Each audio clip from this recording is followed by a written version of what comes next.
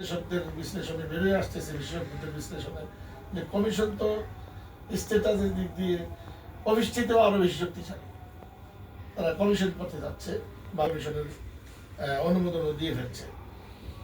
এটাকে শুরু থেকে আমরা ভালো চোখে দেখে নেই, দেশের আপামর জনসাধারণ ভালোভাবে নেই, অন্যান্য রাজনৈতিক দলগুলো ভালোভাবে নেই।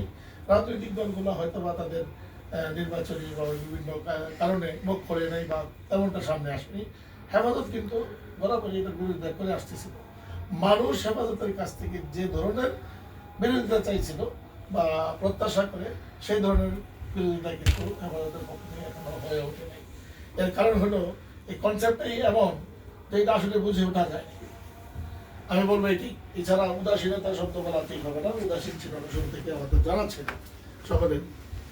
বাকি রইল যে এই অফিসের অনুমোদন দিচ্ছে দেখে এটা এখানে চলতে দিতে হবে বা আমাদেরকে ধরে রেখে আপনি একটা কিছু দিয়ে দিবেন অনুমোদন সেটাই চলবে, এইটা বাংলার জমিনে হবে না।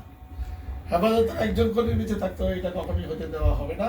এটাকে 20 অক্টোবর বন্ধ করাই হবে, এতে কোনো সন্দেহ নেই। কারণ এই ইমান বিধ্বংসী কোনো কাজ এখানে সহজে হয়ে যাবে আর আমরা বসে বসে আঙুল চুষবো, এটা হেফাজতের জন্য তার গঠনগত দিক দিয়ে, তার উৎপত্তিগত দিক দিয়ে, তার কোনো দিক দিয়ে এটা যায় না। হেফাজত এটাকে অবশ্যই কঠোর হস্তে এটাকে দমন করতে হবে এবং তার জন্য কাজ চলছে ইনশাআল্লাহ।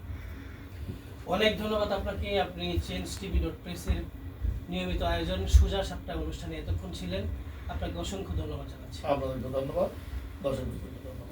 প্রিয় দর্শক শ্রোতা, আপনারা দেখছিলেন আপনাদের প্রিয় চ্যানেল change.tv.press-এর নিয়মিত আয়োজন সোজা সাপটা অনুষ্ঠান। আজকে আমাদের অনুষ্ঠানের সম্মানিত অতিথি হিসাবে উপস্থিত ছিলেন হেফাজত ইসলাম বাংলাদেশের যুগ্ম মহাসচিব মুফতি মনির হোসেন কাসেমি।